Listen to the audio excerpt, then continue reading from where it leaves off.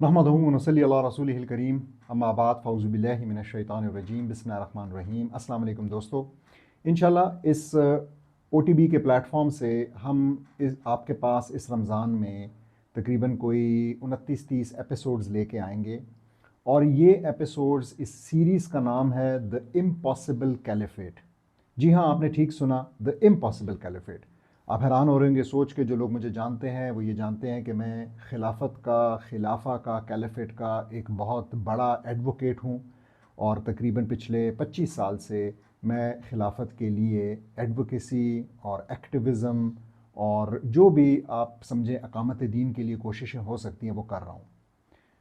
तो ये नाम रखने का मकसद असल में ये है कि हम उन तमाम आर्ग्यूमेंट्स, उन तमाम एतराज़ात, उन तमाम गलत फहमियों को इसमें एड्रेस करेंगे जो कि ये हमें बावर कराने की कोशिश करती हैं कि खिलाफत आज मुमकिन नहीं।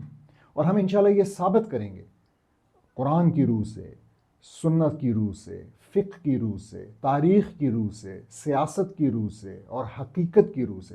कि ये तमाम गलत फहमियाँ और एतराज़ात गलत हैं, बेबुनियाद हैं और असल में एक मरूबियत का नतीजा हैं जो कि इस्तेमार ने जब हमारे ज़मीनों के ऊपर और हमारे हुकूमतों के ऊपर राज किया तो उसके नतीजे में जो इस्तेमार, जो कॉलोनियलिज़म बना, उसने असल में हमारे जहनों को भी कॉलोनाइज़ कर दिया और हम एक ख़ास किस्म की शिकस्त पसंदी का शिकार हो गए। तो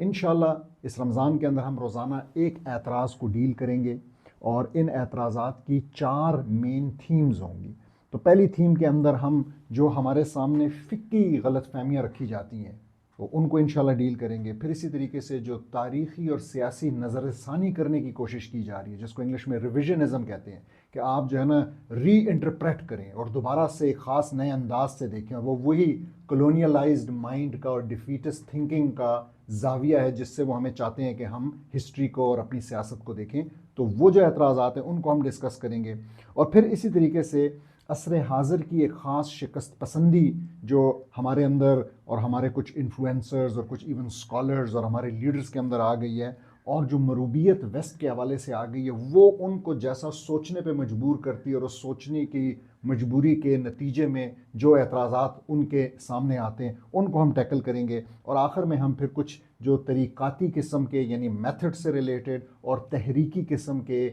आप समझें कि एतराज़ात हैं, यानी जो ग्रुप्स के हवाले से, मुख्तलिफ जमातों के हवाले से जो एतराज़ात हैं उनको हम इंशाल्लाह टैकल करेंगे। तो ये कुल मिलाकर 28 एतराज़ात बनते हैं। और ये मैं एक रिसेंटली रिलीज़ हुई है, एक बुक पब्लिश हुई है ऑनलाइन, एक सेयर इंस्टीट्यूट है, उन्होंने वो की है। तो अल्हम्दुलिल्लाह मैं उसके ऑथर्स को जानता हूँ और मैं उनके काम से इत्तफ़ाक़ करता हूँ। तो बेसिकली जो टेम्पलेट मैंने लिया है वो इन 28 आर्ग्यूमेंट्स का वहाँ से लिया है, लेकिन इसके अंदर कुछ दलाइल, कुछ चीज़ें जो हैं वो मैं इंशाल्लाह अपनी भी डालने की कोशिश करूँगा और जहाँ पे उन्होंने जो दलाइल डाली हैं वो मुझे मजबूत लगी तो वो मैं आपके साथ शेयर करूँगा। मेरी कोशिश है इंशाल्लाह कि इसको एक ख़ास किस्म के कन्वर्सेशनल अंदाज में रखा जाए और आपको हर एक दिन एक एपिसोड के ज़रिए ये चीज़ बावर कराने की कोशिश की जाए, आपका जो है ना दोबारा से कॉन्फिडेंस इसमें बहाल करने की कोशिश की जाए कि इस्लाम का जो निज़ाम है वो असल में खिलाफत ही है। इस्लाम की इम्प्लीमेंटेशन, शरीयत की इम्प्लीमेंटेशन का जो तरीका है वो खिलाफत कहलाता है। आपको इसके नाम पे एतराज़ हो सकता है, आपको इस बात पे एतराज़ हो सकता है और डिस्कशन हो सकती है कि ये कितने अरसे जारी रहा, क्या ये 30 साल जारी रहा या उसके बाद भी रहा। ये सारी डिस्कशंस एक तरफ हैं, लेकिन जिस चीज़ के ऊपर शक की कोई गुंजाइश नहीं होनी चाहिए वो ये है कि मुसलमानों के लिए अपना एक पॉलिटिकल सिस्टम होना ये लाज़िम है और उस पॉलिटिकल सिस्टम को खिलाफत कहते हैं। आप, मैंने कहा, नाम पे इख्तिलाफ़ कर सकते हैं, लेकिन इस बात पे कोई इख्तिलाफ़ नहीं होना चाहिए कि हमारे लिए अल्लाह सुब्हाना ताला के बताए हुए कवानीन को, चाहे वो कवानीन हमारी पर्सनल लाइफ से रिलेटेड हैं, चाहे वो हमारी कवानीन जो है हमारी सियासी ज़िंदगियों से वाबस्ता हैं, चाहे वो हमारी इकनॉमिक्स से, हमारी माशी ज़िंदगी से वाबस्ता हैं, चाहे वो हमारे सोशल सिस्टम, माशरती निज़ाम की हैं, चाहे वो हमारी फ़ॉरेन पॉलिसी के हैं, इन तमाम चीज़ों को जब नाफिज किया जाता है तो ये ख़ास सिस्टम बनता है और इस सिस्टम को हम खिलाफत कहते हैं। इसी तरीके से आपको एक और चीज़ ये क्लियर होनी चाहिए कि सिर्फ ये कह देना कि हम किसी ज़मीन के हिस्से के ऊपर शरीयत नाफिज करने जा रहे हैं, ये असल में अगर वो शरीयत का नफाज مسلمانوں کے ایک چھوٹے سے علاقے میں ہے اور ایک دوسرا علاقہ ایگزسٹ کرتا ہے اور وہاں پہ بھی نفاذ ہے، اور ایک اور تیسرا علاقہ ایگزسٹ کرتا ہے وہاں پہ بھی نفاذ ہو رہا ہے، اور یہ آپس میں پولیٹیکل یونٹی ایک لیڈر کے اندر نہیں آتے، تو اس کا مطلب ہے کہ یہ شریعت کی صحیح امپلیمنٹیشن ہو ہی نہیں رہی۔ تو یہ کانسیپٹ کہ جی ہم اپنے اپنے پنجروں کے اندر رہتے ہوئے، اور وہ پنجرے، وہ ڈیوائڈنگ لکیریں انگریز نے لگائی ہیں، ان کا ایک ورلڈ آرڈر ہے، اور اس نے ہمیں اجازت دی ہے کہ یہ آپ کو ایک حصہ مل گیا پاکستان، اور یہ آپ کو ایک حصہ مل گیا افغانستان، اور یہ آپ کو حصہ مل گیا بنگلہ دیش، اور یہ آپ کو مل گیا مصر، تو ہم اس کے اندر رہتے ہوئے شریعت کی امپلیمنٹیشن کرتے ہیں، یہ بالکل ٹھیک نہیں ہے، یہ کانسیپٹ ہی غلط ہے۔ انشاءاللہ ہم اس چیز کو ڈیٹیل میں ایڈریس کریں گے اپنی اس سیریز کے دوران۔ پھر اسی طریقے سے ہمیں یہ بھی سمجھنا ضروری ہے کہ جب ہم خلافت کی بات کرتے ہیں تو جو سلطہ ہے، جو سلطان ہے، جو طاقت، اتھارٹی ہے، وہ مسلمانوں کے پاس ہے، ہمیں یہ بات سمجھ میں آتی ہے، لیکن اسی طریقے سے جو حاکمیت ہے وہ مسلمانوں کے پاس نہیں ہے۔ سوورنٹی جو ہے وہ صرف اور صرف اللہ کے پاس ہے، وہ صرف اور صرف شریعت کے پاس ہے۔ قرآن اور سنت جو ہے وہ ہمارے لیے اس میں گائیڈنگ پرنسپلز ہیں۔ تو ہمیں یہ بات بالکل کلیئر ہونی چاہیے کہ ہمارے لیے یا ایھا الذین آمنوا اطیعوا اللہ واطیعوا الرسول واولی الامر منکم، تو ہمارے لیے یہ بالکل کلیئر ہے کہ ہم فالو کرتے ہیں جن دو چیزوں کے لیے اطاعت کی بات ہوئی اس آیت کے اندر بھی، وہ قرآن اور سنت ہے، وہ اللہ اور اس کا رسول ہے۔